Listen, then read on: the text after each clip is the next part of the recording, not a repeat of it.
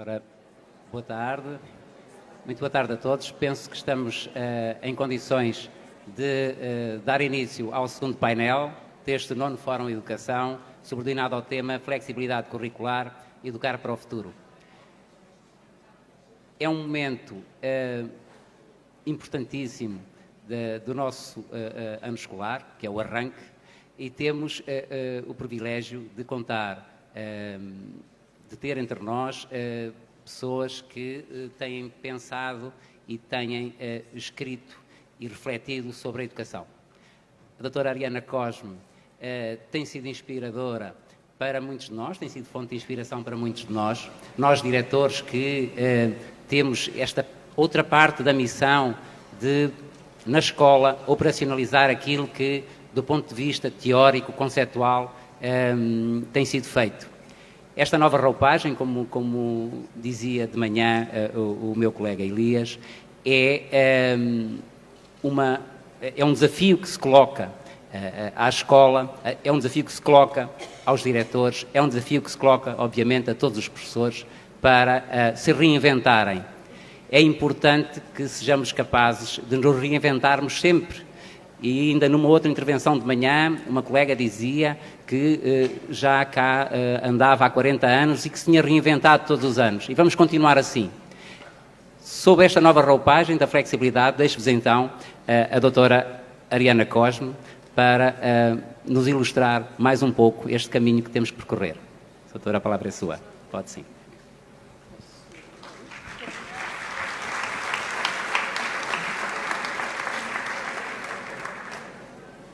Olá, boa tarde a todas e a todos. Ouvem-me bem? Ouvem melhor assim?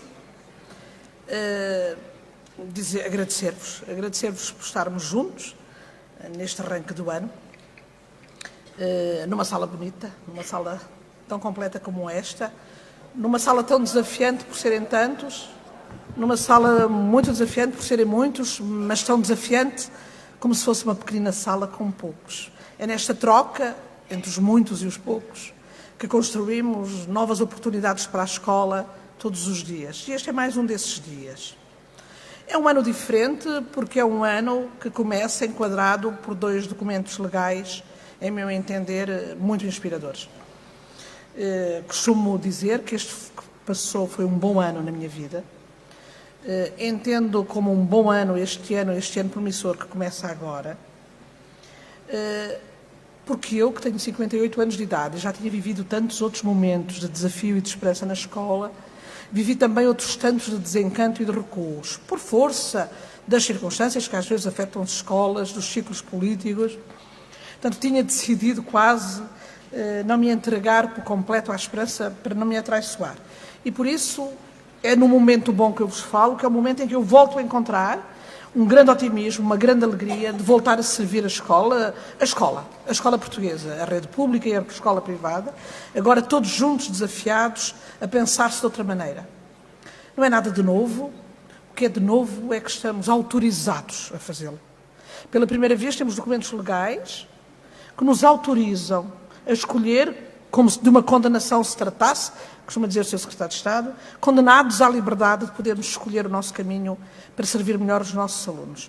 É nesse sentido que eu vos falo, com otimismo, de quem acompanhou, a convite do Sr. Secretário de Estado e toda a sua equipa, este ano de projeto de trabalho piloto que decorreu e que ajuda a preparar este novo ano.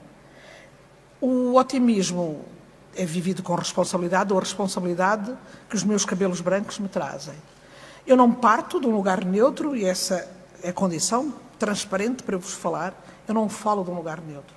Eu falo-vos do lugar de alguém que, com entusiasmo, encontra outra vez, uma possibilidade de servir melhor a escola. Uma escola que, apesar de esperançosa na relação com os seus professores, já não se cumpre sozinha com os seus professores. Esta escola, belíssima nas fotografias do Sebastião Salgado, é poesia pura, já não é realidade. O trabalho hoje de construção e de oportunidade de ser escola na vida de cada um deles é um trabalho muito exigente, muito sofisticado. e eu uso sempre de forma completa esta palavra.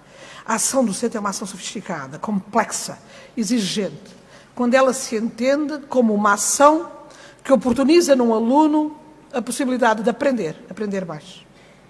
Esta escola bonita nas fotografias é uma escola que vive na crença de que basta um professor a ensinar para que eles aprendam.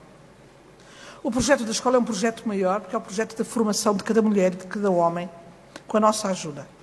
Uma ferramenta profundamente democrática. Por isso não consigo vislumbrar o fim da escola, como alguns cientistas de educação às vezes anunciam. Se o século XX foi o século da escola, há quem diga que o século XXI será o século do fim da escola.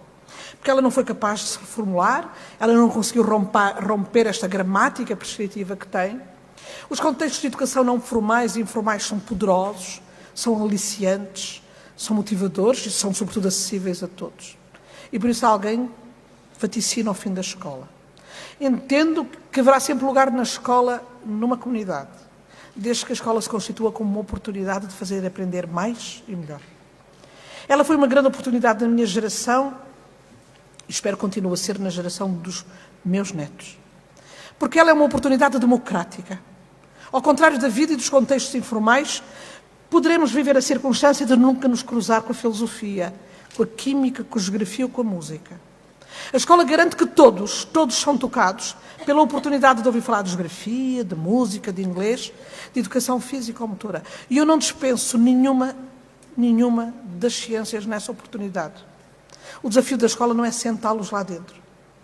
Mesmo num país como a do poeta Carlos Drummond de Andrade, onde eu trabalho uma parte do ano, que tem 40 milhões de crianças e jovens em idade escolar, mesmo naquele país, a prioridade não é sentá-los lá dentro. Ainda que falte 500 mil para ter lugar lá dentro.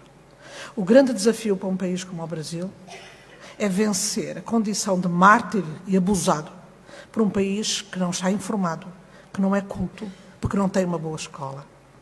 Quando falamos de uma boa escola, falamos de uma visão que ultrapassa esta ingenuidade. Uma ingenuidade muito acarinhada também por mim. Esta é uma fotografia muito especial na minha vida. Ela foi tirada no pátio da escola onde eu cresci. 40 anos depois, eu pude voltar ao pátio da minha infância, naquilo que tinha sido a minha escola, acarinhada por alguns professores que tinham preparado cuidadosamente a minha chegada, a de uma especialista de educação que vem da Universidade do Porto. Eu volto ao sul, bem sul de Leiria, e encontro um jovem professor que me dizia: professora, eu li todos os seus livros, eu faço o mesmo como a senhora sugere. E ele falava-me de ensino diferenciado. Não é como a senhora diz nos seus livros. Eu tive muito pudor de lhe dizer que ele era muito mais importante dos meus livros, porque ele falava de esperança aos seus alunos. Mas aquilo não era escola. Ele tem 80 alunos nesta classe.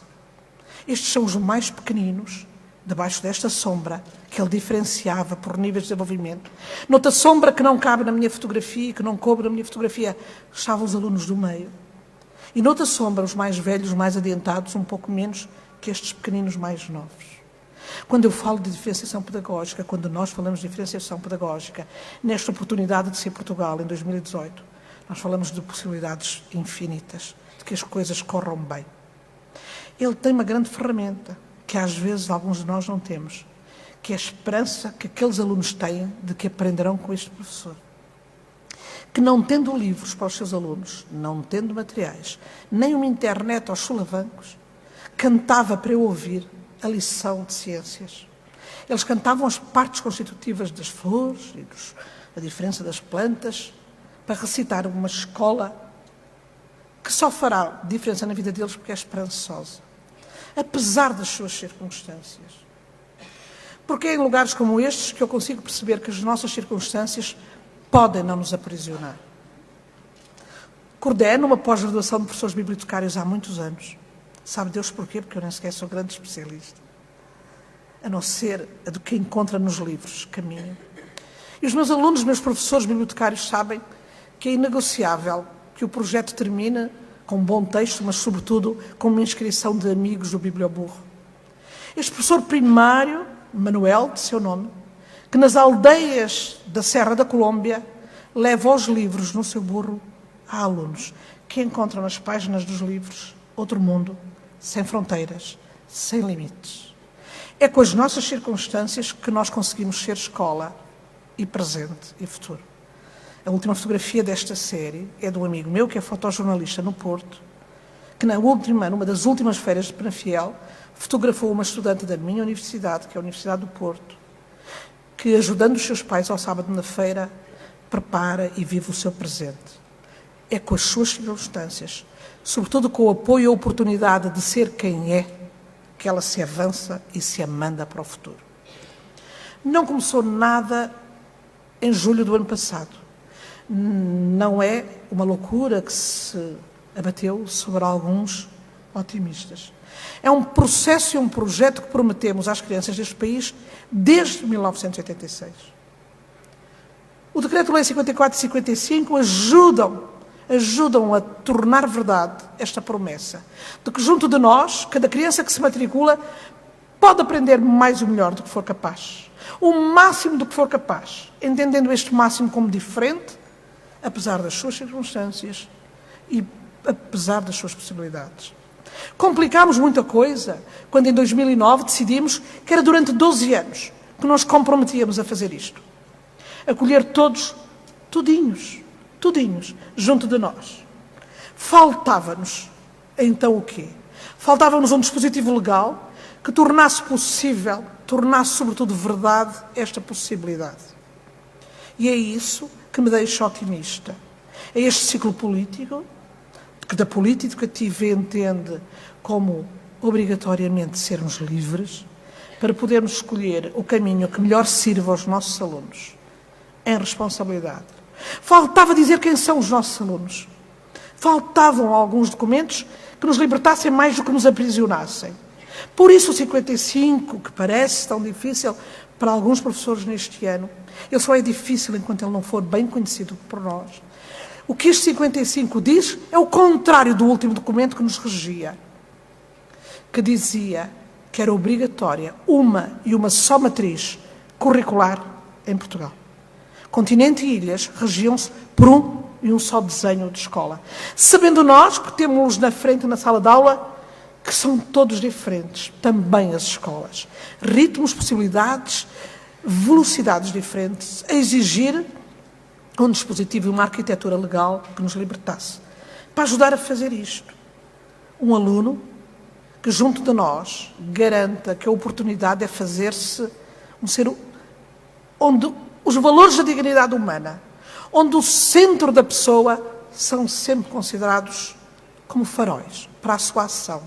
Da engenharia à ciência contábil, da música à educação física, de um campo de futebol ao serviço de um PBX. Perceber que nos qualificamos especializadamente para servir isto. Porque tem a ver com a nossa história, com o que somos enquanto país, enquanto povo. E é isto que nós somos. Alguém que recusa entender como natural um barco que durante 2 semanas pede socorro à frente dos nossos olhos na praia. Neste país não é natural que alguém não entre num autocarro em liberdade, como na minha cidade, porque tem uma cor de pele diferente. Não são naturais a injustiça, a desigualdade e a pobreza. E é isso que o perfil dos alunos nos chama a atenção. Vamos fazê-lo a partir da nossa oportunidade, que é a disciplina que damos. É o campo onde nos especializamos. E perceber que é com a química, com a geologia, com a fotografia, com as atividades curriculares, com a dança, com a música, que eu constituo esta recusa a entender como natural as desigualdades. É de um projeto de base humanista, corajoso. Corajoso, porque há muitos países que conhecemos que iam recusar ter isto preto no branco como o grande motor de trabalho da escola. Mas para isso temos que mexer em muitas coisas. Vamos falar só da prática pedagógica neste bocadinho em que estou com vocês. Outras frentes terão que vocês viver. Reconhecer que a prática pedagógica servirá este aluno que nos comprometemos a acolher quando ela servir melhor este projeto de aprendizagem. Um projeto onde eles consigam aprender a partir de uma reflexão crítica, na nossa oportunidade. Mas aprender diferente de nós, resolvendo problemas originais e singulares, que é o que a vida lhes vai trazer. Não temos qualquer noção do que a vida os fará esperar. A certeza é que não será, com certeza, como foi a nossa vida. Não posso expectar que eles pensem como eu. Seria um grande equívoco esperar dos meus alunos, numa escola como a vossa, um pouquinho mais velhos, na Universidade do Porto, que eles pensem como eu. Estariam envelhecidos.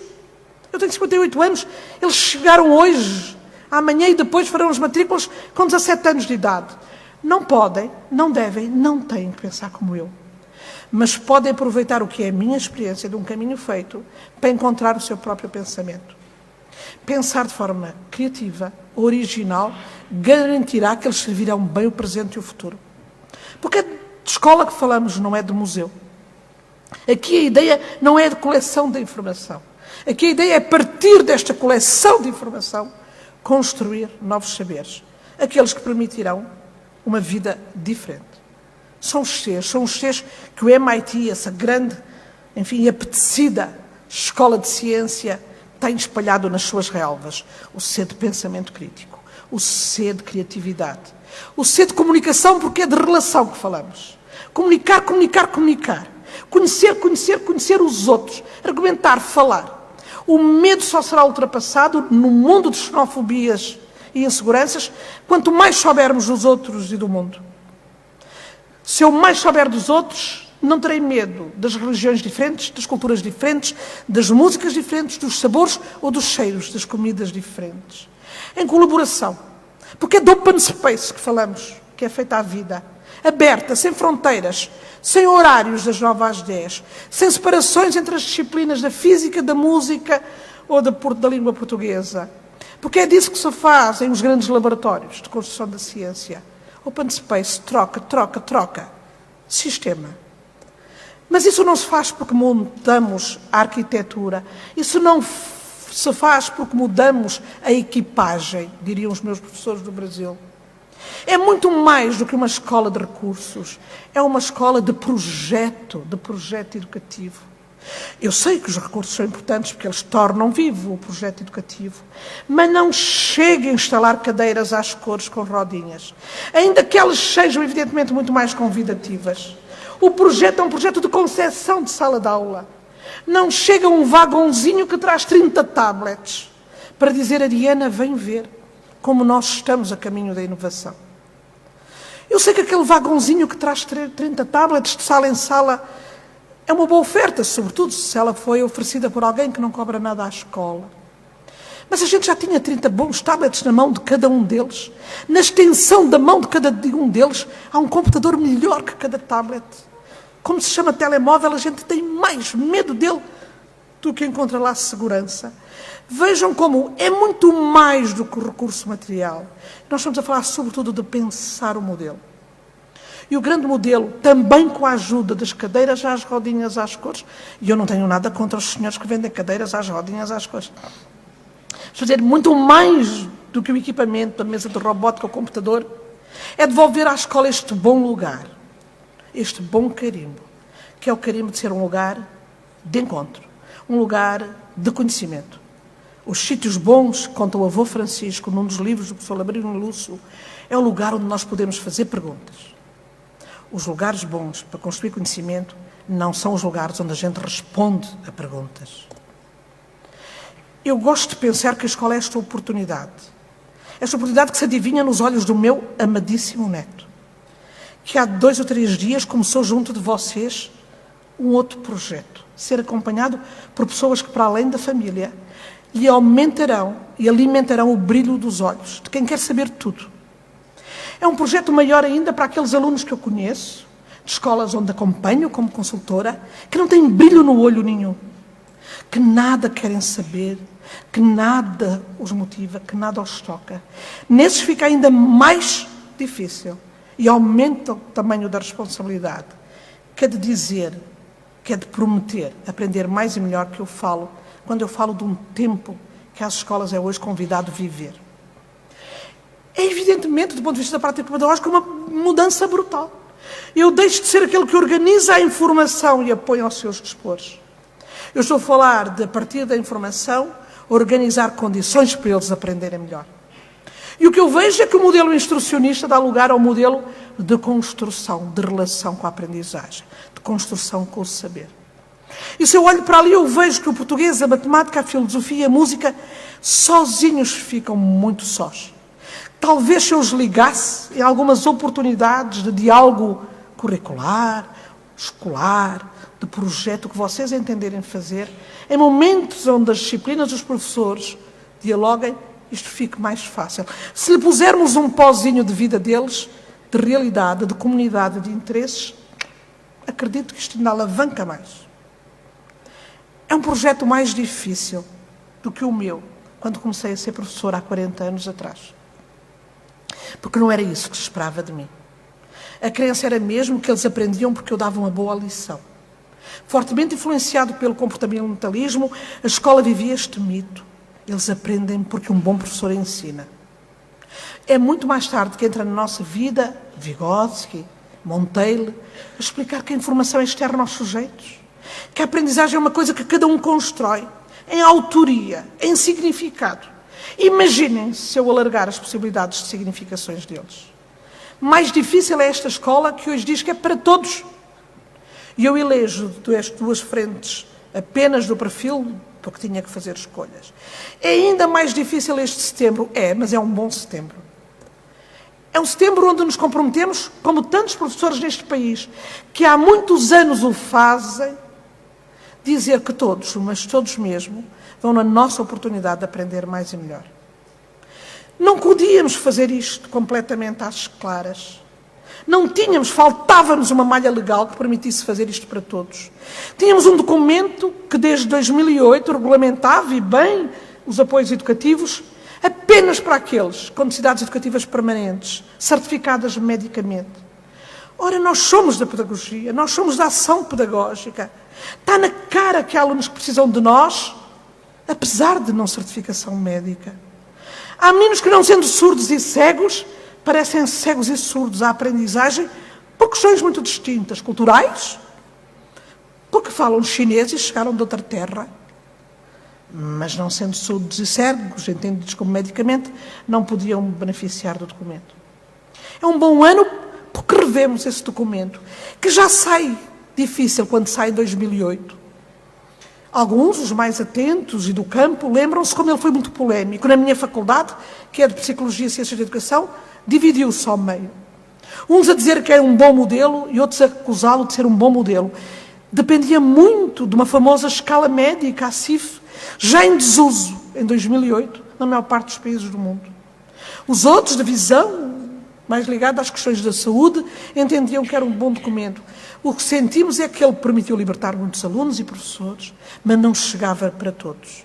Eu que trabalho, sobretudo, em contextos de insucesso escolar, por via da pobreza e da exclusão, tinha vontade de pegar e alargar aquele documento de forma a incluir os outros, que, parecendo aprender bem, não conseguiu aprender. Portanto, ele é um bom setembro porque estás um 54. Estás um decreto-lei que diz que é para todos, autorizado a pensar diferenciadamente as soluções. A partir de uma equipa multidisciplinar, que integra, evidentemente, também os relatórios médicos, não temos nada contra eles quando nos ajudam a pensar. Só temos quando eles nos aprisionam nas respostas. Uma equipa multidisciplinar que nos ajuda a pensar qual é a melhor solução, qual é o melhor caminho, reconhecendo que são sempre diferentes, para cumprir isto que nos comprometemos. Este projeto que assinamos, alinhados com outros países da OCDE, porque nós estamos alinhados com outros, não é um desvario que se abateu sobre o retângulo da periferia, da semiperiferia europeia. Portanto, este é um projeto de alinhamento internacional que reconhece que a oportunidade da escola é de empoderar conhecimento, mas também capacidades e atitudes. Fica mais difícil ser escola? Claro que fica. É muito mais exigente? Claro que é. Faremos isto um dia para o outro? De maneira nenhuma. É um processo que se inicia há um ano atrás com tantas escolas portuguesas, 230, mais as outras todas que não estando no piloto, já faziam caminho neste sentido. E aqui agora são desafiadas todas as escolas a fazer. A partir da oportunidade que é este perfil definido a partir de 10 áreas de competências que clarificam ao que vimos, a partir dos nossos saberes disciplinares, perceber que atitudes, capacidades e conhecimentos se interligarão, se ajudarão a tornar mais significativos, alterando por isso a matriz curricular. Hoje, sentamos-nos a planificar a partir de outro referencial. obrigatório para todas as escolas portuguesas. Todas as escolas portuguesas. Pegar no perfil do aluno como tomada de decisão para o caminho a escolher fazer. Sempre atravessado por uma estratégia nacional de cidadania e desenvolvimento que nos comprometemos a cumprir. Efetivada até pela oportunidade de ela ser uma disciplina, enfim, autónoma, até o 3º ciclo de escolaridade, e podendo não ser no secundário. Vejam a oportunidade que é. Com um documento operativo que facilitará a vida aos professores a partir do documento das aprendizagens essenciais e, naturalmente, o currículo que temos, definido em sede de programas, porque eles não foram revogados. O referencial para o currículo altera-se e ele é comprometedor de todas as escolas. O que é livre, esta condenação que o Secretário de Estado tanto nos fala, esta condenação à liberdade que temos é de escolher a forma de o fazer. E temos autorização, todos, de o fazer, mexendo até 25% do equivalente ao que será o tempo semanal. Essa é a grande liberdade que temos. E alguns até, atrevidamente, a pedir muito mais latitude para a mudança, requerendo mais do que 25%, desde que fundamentando, assumindo que têm massa crítica e caminho feito, podendo perceber que podem ir mais longe nesta liberdade. É um setembro que não nos pode fazer confundir aprendizagens essenciais com objetivos mínimos. Porque se forem mínimos, nunca permitirão a inclusão dos alunos no tronco comum do comboio, na escola, na turma, na classe. Estamos a falar daquilo que é essencial, de facto, imprescindível que ele aprenda junto de nós, permitindo que se mantenha sempre integrado e integrante do grupo. Porque é de um projeto de educação inclusiva que falamos. Portanto, não confundamos o que é essencial. Há a possibilidade de isto correr bem, porque pela primeira vez na história portuguesa, as aprendizagens essenciais foram definidas por vocês, pelos professores. O Sr. Secretário de Estado convidou as associações profissionais de cada campo disciplinar para as desenhar. Vá-se lá saber porquê ele não pediu ao mundo académico. Não foi a academia que o desenhou. Tantas vezes longe da realidade, corríamos o risco de ter, mais uma vez, um documento que não servisse para nada. E então pede aos professores, desenhem o que é de facto importante saber. Mas também nós somos plurais, também nós somos muito diferentes. A heterogeneidade é a nossa marca. E alguns campos científicos têm até marcas tão grandes que estão separados, é mais do que uma associação. História tem 2 associações, matemática 2 associações, com visões distintas e até opostas, antagónicas, algumas delas, no caso da matemática, do que deve ser o ensino da matemática em Portugal. Por isso, alguns de vocês dizem que o documento das aprendizagens não foi tão longe como devia, no enxugar, no clarificar do que é mesmo essencial fazer. Quando alguns acusam as aprendizagens essenciais de não irem tão enxugadas como deviam, não terem cortado tanto do que deviam, eu vejo nisso a prudência, a responsabilidade dos professores portugueses, que vão fazê-lo com clareza, servindo os seus alunos, assumindo que têm medo de cortar coisas, enquanto não for claro qual é o caminho. Não vejo nisso um obstáculo, vejo a nossa história. A história que diz à escola que há coisas que continuam, naturalmente. Cargas horárias totais. Cargas horárias generalizadas das disciplinas mantêm-se. Claro que se mantêm. Não há uma história, em momento nenhum, que a gente vai cortar aqui a oportunidade educativa. O que a vai é transformar. Muitas vezes a aula de história passará a acontecer num laboratório, num campo, num qualquer jardim, num qualquer monumento da cidade. Mas é da aula de história que falaremos. Quando elas, muitas vezes, vai cruzar com professores de língua portuguesa, de música ou de física. Mas é de aulas que falamos, é da oportunidade curricular que falamos. Estamos a falar, sobretudo, daquelas horas poderem ser transformadas noutra mexida, noutra matriz, noutra linguagem, noutra fotografia. Que cumpra melhor aquilo que é o plano de ação que atravessa este decreto-lei do arranque do ano. Uma ação que definimos para a prática pedagógica a partir do perfil. Com a clareza que os aprendizagens sociais nos ajudam a encontrar nos programas, porque é nos programas que vamos buscar os conteúdos, do desenvolvimento de conhecimentos. Os disciplinares, nós sabemos, vamos fazê-lo em sede própria, na nossa sala, como o treino. A escola tem esta dimensão do treino, do aprofundamento da competência e da agilidade dela. Mas os conhecimentos interdisciplinares e de natureza prática vão convidar-nos a cruzar-nos com outros professores. Vão convidar-nos a constituir alguns domínios que, com a autonomia curricular, vamos desenvolver para oferecer aos nossos alunos outro tipo de trabalho. É uma escola que se aproximará muito mais da oficina do que do autocarro. É uma escola que construirá muito mais momentos de trabalho oficinal do que de palestras. Reconhecendo que as palestras são práticas. Lembro-me do Philippe Perrenot explicar que uma boa aula, se for resposta a uma necessidade, tem todo o sentido. Vejam como é prático hoje, em forma de palestra, podermos em pouco tempo trocar informação. Depois falta o resto, que vai saber a pouco. A conversa, o diálogo, as dúvidas. E por isso esta aula em palestra, vai tantas vezes ser mesclada com outro tipo de momentos. Trabalho mais autónomo, às vezes mais solitário, outras vezes encontrando no grupo a resposta. É uma sala onde cumprimos aquilo que os socioconstrutivistas nos desafiam a pensar, que na minha geração foi desafiada por Paulo Freire, quando me dizia: senhora professora, ninguém ensina nada a ninguém. Foi com um grande encantamento que encontrei isto nos livros dele. Li mais à pressa o capítulo, a parte seguinte, que dizia: mas ninguém aprende sozinho. Eles não são autossuficientes, eles não vão aprender sozinhos. Eles aprendem na oportunidade do mundo, da classe, da escola, das atividades, dos projetos, das saídas. Esta sala que troca com o seu professor e troca com os seus alunos, sem ser em clandestinidade. Sem ser em clandestinidade. É com transparência reconhecer que o grupo acrescenta coisas ao grupo. Que é uma coisa que as escolas fazem há muitos anos. Em 2 ou 3 disciplinas, educação visual e educação tecnológica, são isto há muitos anos. As bibliotecas, quando estão bem organizadas, e elas são lugares maravilhosos, são já esta oportunidade diferenciada de fazer. Mas as salas de jardim de infância são a cereja no topo do bolo. São este espaço onde se promove a autonomia, com gente tão pequenina que, não dominando a escrita e a leitura, conseguem compreender como é na apropriação da organização do trabalho pedagógico que crescerão autonomamente.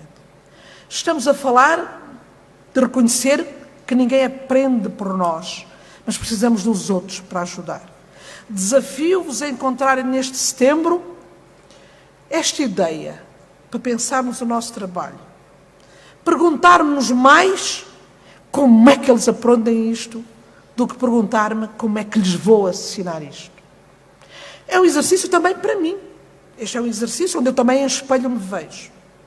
Também eu me pergunto, mais do que como é que lhe vais ensinar isto, como é que eles vão aprender isto. Isto muda o foco todo da sala de aula, do trabalho a preparar. É aquilo que me mexeu este ano em tantas escolas portuguesas e que devolveu ferramentas que muitos de nós conhecem há muitos anos. Porque nada está a ser inventado. Estamos a falar de uma racionalidade que atravessa a vida das escolas, às vezes há mais de 100 anos. Trabalho de projeto, foram desafiados por John Dewey há mais de 100 anos. Corresponsabilização, trabalho cooperativo, avaliação diversificada, equidade, colaboração, são coisas que fazem parte da marca de professores deste país há tantos anos. Pertenço ao movimento pedagógico, onde também me construo como professora, fundado há mais de 50 anos em Portugal. O movimento da Escola Moderna, fundado por Sérgio Muniz e por um grupo de professores, há mais de 50 anos que fala da importância da cooperação para crescimento, entendimento e aprendizagem. Estou a falar de trabalho que muitos de nós desenvolvem já muitas vezes no silêncio das suas salas.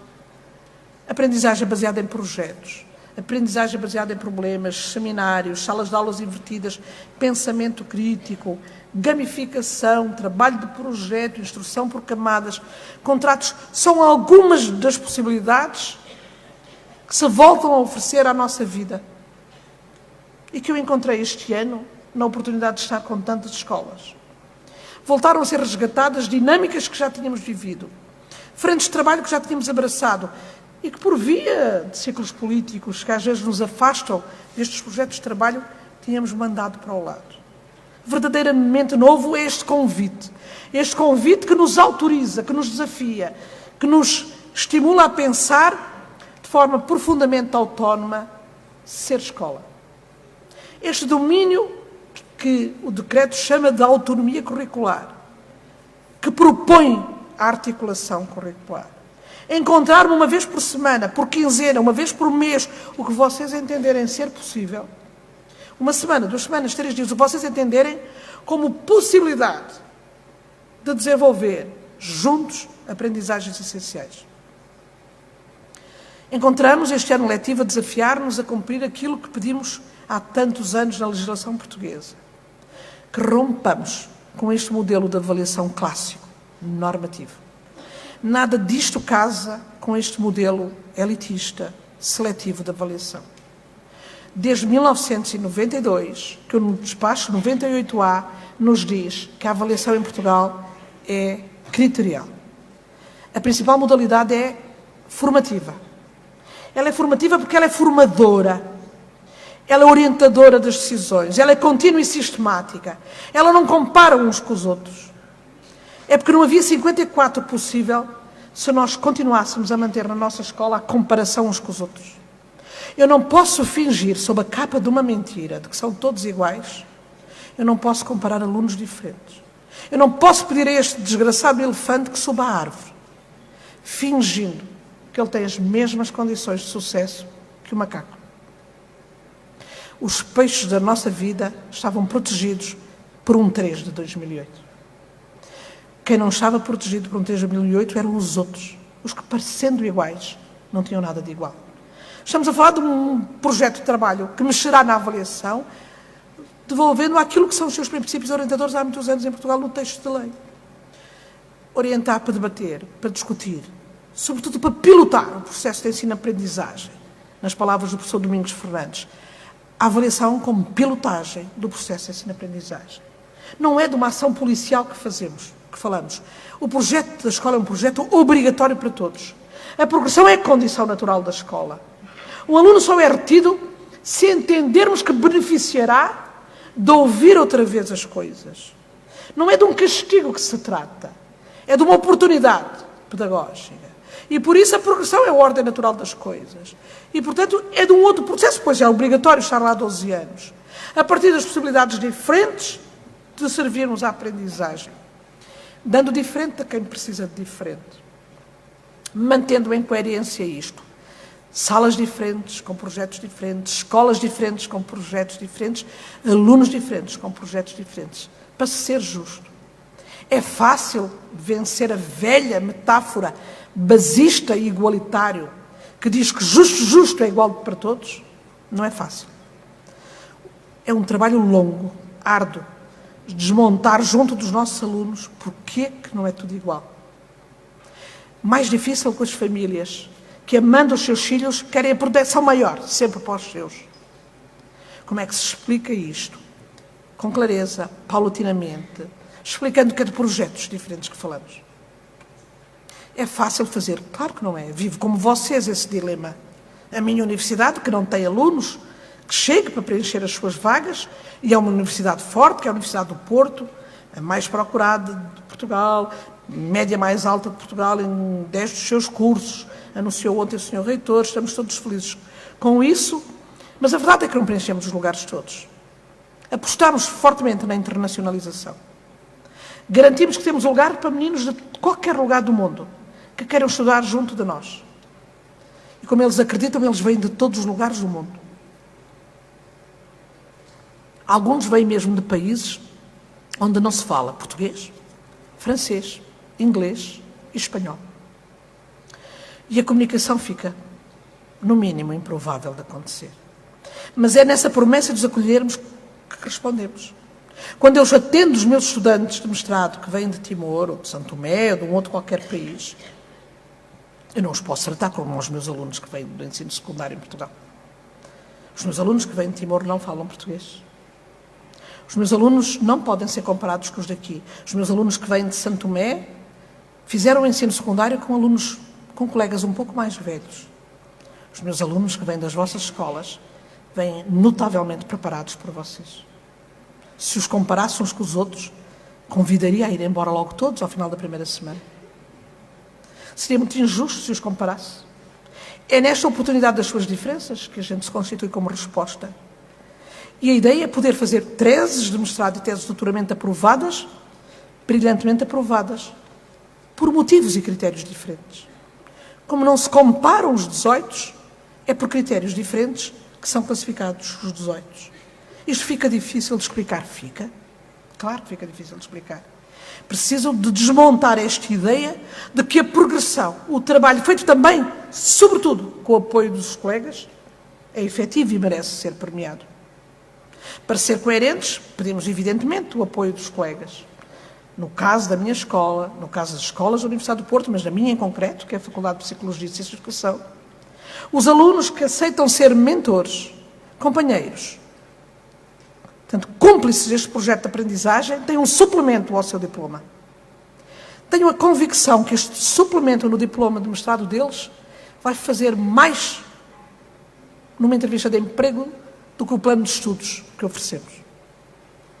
Este suplemento ao diploma que diz que eles foram mentores, que eles acompanharam o estudo e a aprendizagem dos seus colegas para vencer as desigualdades, tornando mais forte quem já é mais forte e tornando menos frágil quem é mais frágil. Porque a classe, quando deixa alguém para trás, fica frágil. Precisamos de mexer no nosso papel e é disso, nos últimos 2 minutos ou 3 que vos falo, que se altera, que se reconfigura aquilo que é a identidade construída a partir do apoio direto aos nossos alunos por via das aulas, é hoje desafiado a pensar-se de outra maneira. Nós também somos interlocutores qualificados na relação com os nossos alunos quando pensamos a oportunidade pedagógica, quando organizamos as situações de aprendizagem de trabalho, quando organizamos o projeto, o acampamento, a feira, o DAC, quando organizamos outras formas, mas também as da sala de aula, nós estamos a ser professores. Sobretudo, e esta é a mais difícil, quando apoiamos e estimulamos a reflexão própria dos nossos alunos. Esta, para mim, é evidentemente a mais dolorosa. É quando os convido a pensar para além de mim, enfrentando tantas vezes uma reflexão que põe a minha em causa. Portanto, é convidando-os a pensar até diferente de mim. E é nesta, com Guimarães Rosa, e um dos seus personagens falam do que é bonito na vida. E o que é bonito na vida é este afinar e desafinar. Afinal, a gente nunca está completamente pronto. Mas fazemos a diferença na vida deles. Romper o modelo não significa que deixamos de ser relevantes nas suas vidas. E eu o que vos convido é verdadeiramente a assumir a relevância nas vidas deles. Para alguns meninos, nós somos determinantes. Perderemos alguns pelo caminho, sabemos isso. Mas noutros faremos a diferença. Uma diferença que não é posta em causa porque mudaram as coisas. Termino com uma história que me tocou neste mundo que naturalizou que a escola é uma seca. Ponto. Que me incomoda tanto. Nesta descrença que a escola acrescenta alguma coisa à vida deles. É disso expressão esta entrevista ao trompetista de jazz Dizzy Gillespie. O Dizzy é um notável, um virtuoso trompetista que aprendeu no bafon, nos bares de New Orleans e de Nova York. Genial, o jornalista não tem dúvidas que ele só é assim porque nunca andou numa escola. E perguntando ao Dizzy se ele só era quem era porque não andou na escola, o Dizzy responde-lhe: não, eu diria que não. Um professor ajuda a cortar caminho. O entrevistador, descrente da escola na sua vida, volta a insistir e pergunta: um professor não te poderia ter limitado o desenvolvimento, esse estilo musical, pelo menos em certa medida não te teria cortado as pernas? E o Dizzy responde: um bom professor não. Um bom professor tem sempre lugar na vida deles.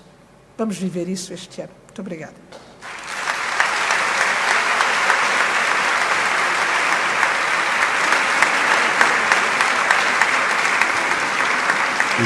Muito obrigada, professora Ariane Cosme, pelos ensinamentos que nos trouxe aqui.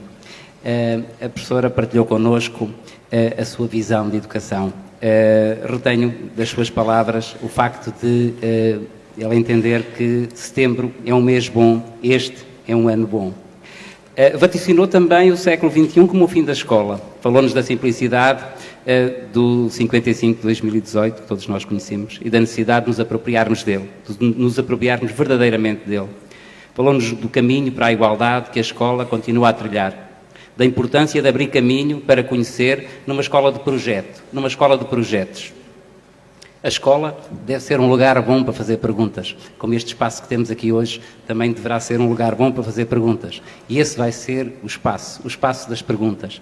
Tenho comigo 2 colegas, à minha esquerda, a Isabel Oliveira, diretora do agrupamento da Escola Secundária Rodrigues Lobo, e o António Oliveira, diretor do agrupamento Correia Mateus. É a eles que eu passo o microfone para fazerem a primeira pergunta à professora Ariana.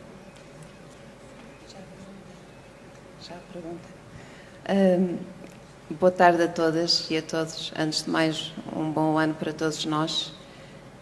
Eu sou diretora de uma escola secundária pura, portanto, vou falar dessa realidade, da realidade da minha escola. Ao nível do secundário, os professores estão muito centrados nas aprendizagens e no cumprimento dos programas, uma vez que existem exames nacionais. Quer se queira, quer não, pais, alunos e professores não se esquecem disso. E não se esquecem que o futuro dos nossos jovens depende desses exames nacionais. A própria OCDE, no seu relatório recente que fez sobre a nossa experiência da flexibilidade curricular, aponta como desafio ao sucesso deste modelo o conflito desta forma de ensino com o modelo vigente de preparação para exames nacionais. No entanto, na minha escola, apesar de todos os constrangimentos e dificuldades, iremos ao longo deste ano letivo ver a melhor forma de implementar a flexibilidade curricular, sendo que neste momento iremos avançar apenas com a cidadania e desenvolvimento. A minha pergunta é a seguinte: ainda há perspectivas de que um dia não existam os exames nacionais para que os alunos que saiam do 3º ciclo e continuem os seus estudos dentro da escolaridade obrigatória possam ter uma escola com a flexibilidade curricular? Há perguntas que têm que ser colocadas ao Sr. Secretário de Estado, não é? Ele é que é o político, ele é que sabe destas coisas. Botar a mim, enquanto professora, enquanto especialista, o que é que eu entendo? Eu compreendo que as escolas secundárias e as escolas que têm secundário tenham entrado, quer na experiência ou agora neste ano, com maior prudência, enquanto não perceberem ao que vimos no que diz respeito aos exames nacionais. Há aqui alguns bons sinais, não é? O Sr. Presidente do IAV, eu dividi uma mesa com ele há 2 ou 3 dias e tinha dividido com ele também há pouco tempo, o Sr. Presidente do IAV está completamente alinhado com este projeto de trabalho, reconhecendo que os exames não servem para nada nas suas vidas, ao contrário, impedem. Portanto, há aqui muitos sinais bons. Os pais, por via das suas confederações, estão fartos desta história dos exames nacionais, que impede os seus alunos de crescer e de se desenvolverem em tantas frentes da vida. Porque só nós, os mais velhos, sabemos que aquele momento não é mesmo nada importante nas suas vidas. Tudo o que é importante vai acontecer depois.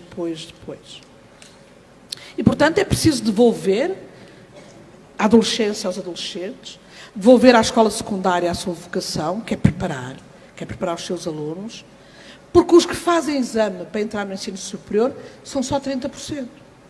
Só entra no ensino superior em Portugal 30% dos jovens que frequentam o ensino secundário. Nós temos uma perda de 1/3 de alunos de secundário no final do 10º ano, por via da acumulação das reprovações. E o outro terço fica a ver preparar o terço dos exames. Portanto, nós estamos com um problema muito sério que temos. Ainda que resolver o terço que perde, que abandona, e é um terço pesado, é um número pesado, os 30 e tais %, temos que significar um tempo muito importante, porque é o último da formação formal dos meninos que seguirão para a vida, ou para outros cursos profissionais, ou para outras vertentes da formação, e não há lugar para indiferenciados. E hipotecamos isto tudo para preparar os exames dos 30% que vão para o ensino superior. Portanto, esta que é uma grande traição aos 70% que não vão para o ensino superior. E não é uma fatalidade. Vocês sabem isto melhor que eu. Quando em 2015 responderam àqueles questionários, e os professores todos, muitas pessoas, milhares de pessoas deste país responderam, quando foi feita aquela grande inquirição, o que é que impede a aprendizagem dos vossos alunos? Quais são os fatores que impedem? Os professores portugueses disseram os programas e os exames. Não disseram que é a cor da pele, não disseram que é a pobreza, não disseram que era a condição sociocultural, não disseram que há desmotivação, disseram os programas e os exames. A primeira decisão foi terminar os exames de 4º e 6º ano, houve logo consequências políticas disso, 4º e 6º ano caíram os exames. 9º ano, muitos especialistas defendem que devem terminar, porque ele não é grau, ele na altura era final de básico, mas agora não, agora a escolaridade obrigatória é de 12 anos. O secundário, eu imagino, qualquer que seja a decisão, terá sempre exames, porque é preciso certificar a conclusão do secundário e dizer se ele foi bem feito, ou assim, ou com excelência, portanto haverá sempre. O problema dos exames do ensino secundário, e que mataram o ensino secundário, foi porque eles se tornaram, foram apropriados pela universidade e pelo Politécnico, pelo ensino superior, para ser mecanismo de escolha dos alunos que entram lá. Não é uma fatalidade, porque até 1985 não era assim que se escolhiam os alunos para entrar na universidade em Portugal. Isto é uma moda que só entrou em Portugal em 85. É uma moda prática, porque é barata e é prática, porque quem faz isto é a escola secundária. Porque até 1985 quem fazia isto eram as universidades. Durante até 70 e tal, até quase 80, não havia seleção. Todos os alunos que se queriam matricular, matriculavam. Porque a maior parte dos jovens deste país não sonhava ter o direito de se matricular. Ele é introduzido um primeiro funil quando há aqui uma expansão da oferta em 80, perto de 80, no final de 70, e é criada uma prova geral de acesso, no final do próprio D8, com uma PGA, uma prova de cultura geral. Antes tínhamos tido o serviço cívico como experiência até encontrar a fórmula. Como a universidade, sobretudo, não ficou contente, porque o que é preciso afinar não é se eles são cultos, é se eles já sabem muito do que vamos ensinar, nesta lógica autoritária. Então, a prova geral de cultura é substituída por uma prova específica. Alguns de vocês sabem isso porque fizeram as provas específicas. Eram feitas na universidade. Eram feitas, desenhadas e pensadas e corrigidas pelas universidades. Agora, aquilo era difícil. Em faculdades grandes, como o técnico ou a FEUP, aquilo eram centenas de exames. Era junho, julho e agosto a corrigir exames. Pôs-se os olhinhos para o lado, percebeu-se que havia ali uma estrutura e uma organização que fazia esses exames e parasitaram-se os exames secundários. E matou o secundário. Nós hoje temos este problema muito efetivo, que é professores sob a pressão dos pais dos seus alunos. Portanto, dirigem o trabalho para os exames nacionais e eu percebo que esta pressão é efetiva.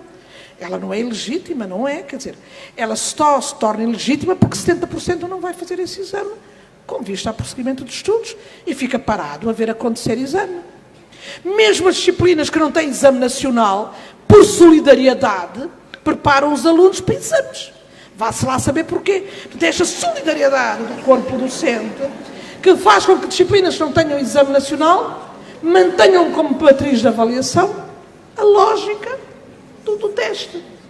Agora, porquê que isto vai mudar? Vai mudar com os pais. Os professores reclamam isto há muitos anos, mas os pais têm um peso enorme e agora os pais disseram que chega. Os nossos filhos estão a adiar a adolescência e a juventude e isto não serve a nada. Também há coisas que trocaram as voltas à universidade. Eu falo da universidade, desculpem, ao ensino superior, por vício. Também há voltas que foram trocadas no ensino superior. É que os alunos que melhor respondem ao exame nacional nem sempre são bons alunos depois no ensino superior. E menos ainda têm como garantia vir a ser bons profissionais. Portanto, eu tenho a convicção que isto agora vai andar depressa, porque há aqui algumas faculdades a chiar. Estou a pensar na minha universidade. Eu integro um Conselho Geral da Escola Artística do Porto, que é a Soares dos Reis, essa maravilhosa escola. E depois há outra igual, similar em Lisboa, a António Arroio. Os alunos da Soares dos Reis são maravilhosos, artistas, que não entram em design, nem em arquitetura no Porto, essa grande escola, porque não têm vintage geometria descritiva. eles não podem ter vindo a geometria descritiva porque eles têm uma carga horária pesadíssima na Soares, porque eles são de dupla certificação, portanto têm que preparar as PAPs todas e depois mais os exames nacionais, que não são prioritários. E, portanto, como eles não têm 20, eles não entram. Eles têm acesso direto a qualquer grande escola da Europa. Não são selecionados. São convidados. Qualquer aluno da Soares, mesmo que saia com 10, tem lugar em qualquer grande universidade inglesa, desde que possa pagar. Os outros não entram. Os outros não entram. Mas a arquitetura está desesperada. Porque diz que tem alunos de 20 a geometria descritiva que não têm risco. Aquilo que os arquitetos e os artistas chamam, falta-lhes risco. Têm 20, mas diz, nós temos alunos de 20 a geometria descritiva que nunca serão arquitetos. Medicina está com um problema, como vocês sabem, muito parecido. Medicina tem alunos maravilhosamente aplicados e estudiosos, mas isto também é muito injusto, porque até parece que o menino de 20 a geometria descritiva não é um menino brilhante e inteligente. Quer dizer, é isto que se lhes pede, é que estamos a atrair muita gente pelo caminho. Medicina está a chiar por todos os lados, porque diz assim, nós estamos, eu falo concretamente de uma das faculdades do Porto, que é de São João, porque fomos nós, a minha faculdade, que fez a avaliação do trabalho deles, já que há uns anos que eles pediram, porque tem muito insucesso escolar no 5º ano. Abandonam no 5º e tal. Deixa eu tentar perceber o que estava a acontecer. Estes meninos são maravilhosos estudantes. Amam o estudo, que não é a mesma coisa que gostar dos doentes. E quando entram...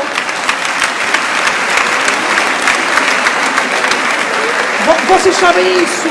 Nós perdemos alunos com média 16 ou 16, que seriam potencialmente bons psicólogos, do passado minha, bons médicos.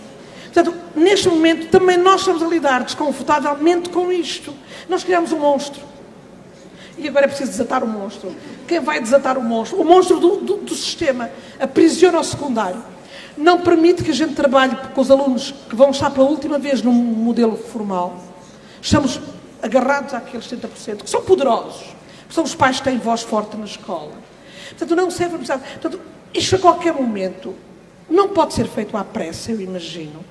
Porque é preciso que seja substituído por um mecanismo transparente.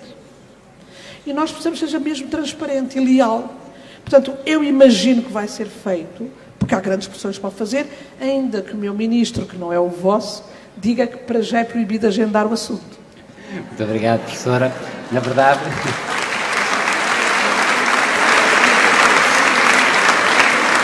Na verdade, como disse há pouco a professora Diana Cosme, fica mais difícil ser escola. O tema é a flexibilidade. A única pessoa que não tem flexibilidade aqui sou eu, porque tenho um tempo para cumprir e tenho que ganhar um quarto de hora ao tempo que gastamos a mais da parte da manhã. Portanto, vou passar a palavra ao meu colega António para ele colocar a questão. Boa tarde a todos e o desejo de um excelente ano letivo. Mais do que uma questão pedagógica, era política que eu tinha para introduzir, porque esta teve uma vertente muito política e eu penso que todos nós gostámos do tom em que ela foi respondida. Eu penso que os professores, a massa que temos nas escolas, a massa crítica, os professores, uns mais resistentes, outros mais favoráveis à mudança, eu penso que feito o balanço é francamente positivo nas mudanças que temos implementado nas escolas nos últimos anos. A questão é que é mudança atrás de mudança, sucessivamente atrás de mudança. E esta mudança, aquilo que me assusta a mim, e provavelmente falarei em nome dos colegas que estão aqui sentados, é se isto não é mais uma medida governamental que, entretanto, mudando o governo, temos que dar a volta toda ao currículo e a isto tudo outra vez.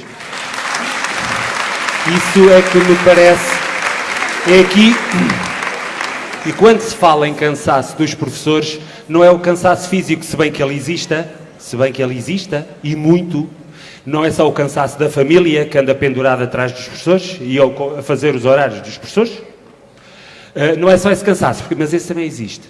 Aquilo que me intriga é como é que nós vamos conseguir manter o sistema de ensino a funcionar com as mesmas pessoas, eu diria, com menos pessoas do que tínhamos há 30 anos atrás, porque temos menos do que tínhamos naquela altura, com menos recursos que tínhamos do que tínhamos há 30 anos atrás, como é que nós vamos continuar a conseguir fazer mais? Isto qualquer dia rebenta ou não rebenta?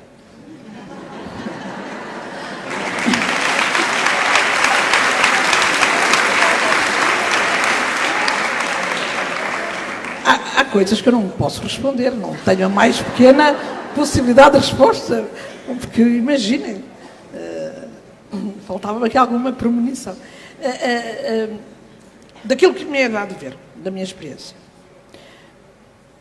Quando diz, vamos mudando tanto, porque mudam os ciclos políticos, mas esses são os constrangimentos da democracia. Ela é o pior dos sistemas, sendo o melhor deles. Muito claro, é isto que a democracia nos traz. É a liberdade de escolhermos tantas vezes, e tantas vezes, às vezes, opostas. Portanto, mas essas são as vicissitudes do regime democrático. Portanto, quando pergunta, vamos assistir a novas mudanças, sabe Deus o que vai acontecer. Esse é um problema que diz respeito a cada português que escolher os ciclos de trabalho. Quando diz, estamos cansados de tantas mudanças, não são tantas assim, nós estamos cansados de pequeninas mudanças, porque grandes e substantivas elas nunca aconteceram. Porque nós continuamos a ter uma gramática escolar forte, poderosa, que mantém quase estáticas aquilo que aprisiona e mata a escola. Elas nunca foram tão significativas no monte. Elas desgastam porque são pequeninas e nos obrigam a mexer muito na vida das escola, mas coisas pequeninas. Mas substantivas, nunca. Nunca não, quer dizer, temos poucas mudanças destas substantivas. A grande, evidentemente, com a aprovação da lei de base, o alargamento após os 9 anos, isto são mudanças de monta, mas que nenhum recusa. Quer dizer, são mudanças tão desafiantes, mas que eticamente não recusamos, ainda que ela arrasta outras coisas. O alargamento pós 12 anos, há aqui coisas, essas são de montas. O resto, olha, há programas que permanecem em vigor há 30 anos. Música, continuam a entender que gravador de cassete é um bom recurso. Portanto, não é mexido há 30 anos, mas é verdade que português e matemática são muito mexidos, obedecendo aos tais ciclos, desgastando. Portanto, é assim, há aqui coisas que são complexas, não são tão grandes, porque não se mexeu nunca na gramática. Um professor, uma sala de aula, a classe, vejam. Elas desgastam porque há muita coisa miúda e muito ruído sempre pelo meio a desgastar-nos. E desgastam-nos porque estamos mais envelhecidos todos, falta juventude. Na plateia a gente olha e percebe que falta juventude. Falta gente muito nova. Nós estamos cansados. Os alunos sentem necessidade de ter gente nova. Nós temos 180 professores em todo o sistema público com menos de 30 anos. Portanto, assim, falta juventude nesse sentido. Falta refrescar. Eu ouvi dizer outro dia, a senhora diretora da DGEST dizia não há professores de primeiro ciclo na região de Lisboa. Eu estive há dias, mesmo no final do ano, em julho, em Vila Real de Santo António. O diretor do agrupamento de escolas de Vila Real de Santo António preencheu os lugares de substituição com professores com habilitação suficiente. Portanto, falta gente nova, é evidente, estão a ver. Portanto, há aqui circunstâncias que afastaram os mais jovens da escolha de ensino, né? Nesse sentido, é verdade, há mudanças e há recursos que a gente sente falta, né? Quando diz, isto não vai ser uma moda governativa, há possibilidades, mas eu, como digo, eu falo a partir de um lugar otimista. Eu estou comprometida nisto, no sentido em que, comprometida neste sentido, completamente livre, porque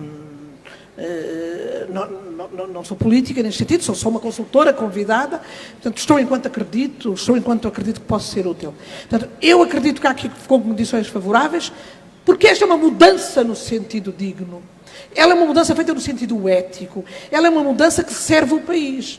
E há boas mudanças, há outras que não são, mas há boas mudanças. E eu tenho a convicção que as mudanças para os bons caminhos, apesar de tudo, encontram sempre mais chão para durar. Mas há aqui alinhamentos internacionais, vamos ser claros.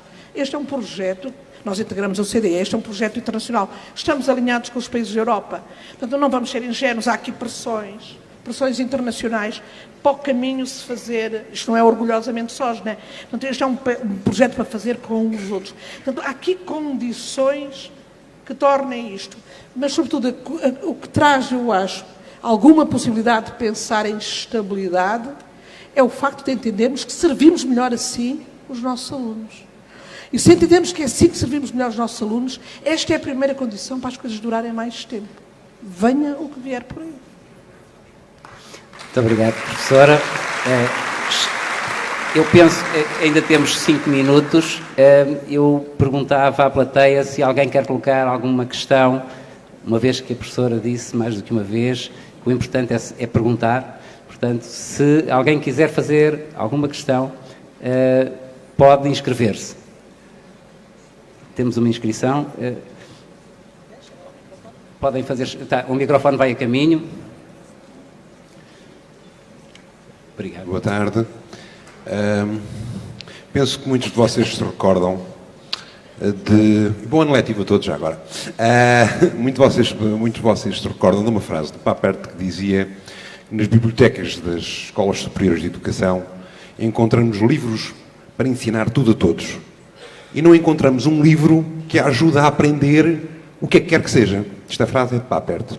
E, efetivamente, também todos nos lembramos dos nossos estágios e da nossa formação profissional, muito centrada nos modos de ensinar. É incrivelmente, isto é, o vazio de conhecimento dos professores sobre os processos de aprendizagem é uma das coisas que nós podemos constatar até pela ausência da terminologia básica da aprendizagem.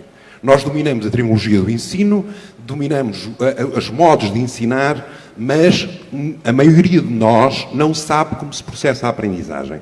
A pergunta para a nossa brilhante conferencista é se não deveria haver uma alteração urgente da formação inicial dos professores nas universidades primeiro e, obviamente, ao nível da formação contínua, para que o olhar sobre esta mudança se faça na ótica da aprendizagem e não se volte a fazer, como sempre, na ótica do ensino. Muito obrigado.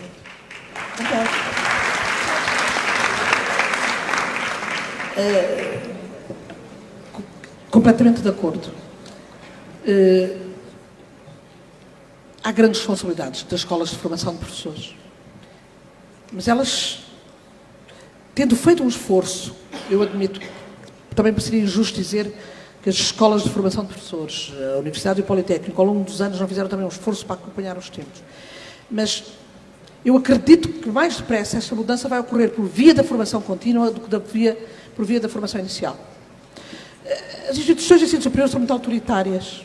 São, conceptualmente, epistemologicamente, muito autoritárias. E, portanto, a mudança vai ser lenta. Ainda que eu reconheça que nos últimos 40 anos foi feito um caminho enorme. Mas muito centrados nas teorias de como se ensina. E Vygotsky... Brunner, esta gente entra na minha vida só nos anos 80 e tais. Ele já tinha morrido há 40 anos quando entra na minha faculdade. Estou a pensar. Portanto, há coisas... As neurociências hoje ajudam-nos tanto a pensar como se aprende e vão entrar muito tarde em algumas faculdades porque há desconfianças, porque há preconceitos. É como se houvesse assuntos mais difíceis de entrar. Por isso eu vejo com maior esperança que a mudança ocorra por via da formação contínua de professores.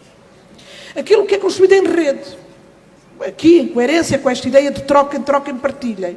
As redes de trocas, eu encontro isso no movimento a que pertenço, naqueles encontros de trabalho cooperativo. Portanto, criem as redes, troquem. Há aqui algumas condições. Os centros de formação das associações de escolas foram das melhores coisas que foram construídas ao nível do sistema educativo nos últimos 30 anos, porque eles são nossos, são vossos, são do terreno. Eles vivem, às vezes, muito aflitos, porque há alturas que não há financiamento, ficam quase estrangulados. Mas eles são de uma grande democraticidade, no sentido que eles são dos professores, das escolas, os professores não, os outros técnicos, naturalmente os outros profissionais, não é? Portanto, mas são das escolas. Eles este ano foram reforçados por mais um assessor, há mais de 90 pessoas destacadas, uma para cada centro de formação, para ajudar a montar esta rede de troca, de debate, de visita, para fórmulas, para experiências, para projetos, tantas vezes já nossos conhecidos, mas afastados pelo tempo. Eu acredito que é muito deste saber feito, refletido, que se vai acontecer a mudança. E talvez o terreno pressione no ensino superior a mudar. Eu acredito muito aqui é muito uma mudança que vai acontecer da periferia para o centro. Ainda que eu seria injusta se eu não dissesse que houve também já transformações ao nível das escolas superiores. Mas é difícil. É como se não fosse vocação deles. Estou a pensar, eu dou aulas na Faculdade de Ciências da minha universidade, que é do Porto. A Universidade do Porto, a Faculdade de Ciências, era uma universidade gigante, era uma faculdade grande, era das maiores. E havia ensino, ocupava e preenchia dezenas de alunos por ano em cada curso. A Faculdade de Ciências da Universidade do Porto tem 100 anos, 103 anos, foi dos primeiros cursos. Não tem departamento de Ciências da Educação, tem departamento de Didática. como ensinar, mas não tem de Ciências da Educação. É a minha faculdade, que é Psicologia e Ciências da Educação, que faz lá uma perninha, que dá 3 disciplinas semestrais, onde a gente fala de Psicologia da Aprendizagem e da Relação Educativa, onde eu sou professora, não é? Do currículo e, portanto, da gestão e da organização da escola. Este não reconhecimento de que é um campo que eles precisam de ter, numa escola que formava centenas de professores. Hoje está reduzida a poucos alunos. Uma turma, para funcionar na universidade, tem que ter 15 alunos. Esta semana, a Faculdade de Ciências da Universidade do Porto não tinha 15 alunos para a turma, para o mestrado de formação de professores arrancar. Esperará que cheguem 3 ou 4 alunos de intercâmbio do Brasil, sobretudo, para formar os 15. Significa que haverá 10 ou 11 alunos portugueses que querem ser professores. 1 ou 2 de Biologia, 1 de Matemática, 2 de Física, 2 de Ciências Informáticas. Portanto, para perceber, eles são poucos, a Universidade entende que não vale a pena apostar numa formação pedagógica sólida, porque aquilo é já residual. Estão a ver? Há aqui uma série de coisas que parecem pôr a areia na engrenagem. Não tem departamento de educação, mas tem de didática, e é verdade que são bons no campo da didática. São meninos muito competentes, são meninos com uma carga de trabalho maravilhosa, máxima. Uma pessoa pede para ler uma parte do livro, eles leem o livro inteiro. Uma pessoa pede para tocar em 2 ou 3 artigos, eles trazem os 3 artigos trabalhados. Carga de trabalho notável. Ávidos de tudo, mas não encontrando resposta ali. Acredito que e essa é o que está na nossa mão, vai ser muito mais fácil mexer nesta, né? Que é formação de professores, no local, em contexto. Desenvolvam os vossos círculos de estudo, desafiem os vossos professores inquietos a trazer o que eles leem, os filmes que veem, os spots que os inspiram, discutam-nos, falem deles, constituam dos encontros, das reuniões, momentos verdadeiramente produtivos, porque para passar informação basta um bom mail. Um bom mail, mandado para toda a gente, é económico, é rápido e substitui 3 horas de reunião. Usem as horas de reunião para debater, discutir, trabalhar e aprofundar. Muito bem. Muito obrigado, professora Ariana, por ter partilhado estas reflexões com todos nós e, sobretudo, por ter feito sentir a cada um dos que está nesta sala a sua importância enquanto professor e na influência que tem no percurso dos seus alunos. E queria também dizer-lhe que conseguiu falar para uma sala tão grande como se estivesse a falar para uma sala pequenina. Conseguiu essa proximidade. Muito obrigada. Bom ano a todos.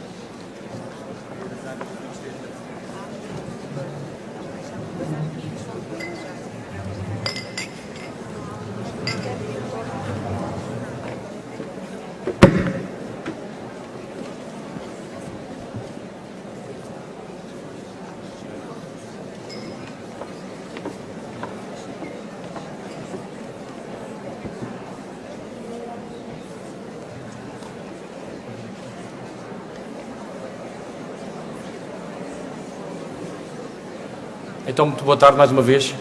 Se repararam no programa, nós tínhamos previsto um intervalo, contudo, como começámos a sessão à tarde muito mais tarde, portanto, teremos que abdicar do intervalo. Vamos então continuar, pois temos um terceiro painel, e vamos agora ouvir o talento do movimento e da harmonia dos sons, e connosco os alunos do Orfeão de Leiria. Muito obrigado.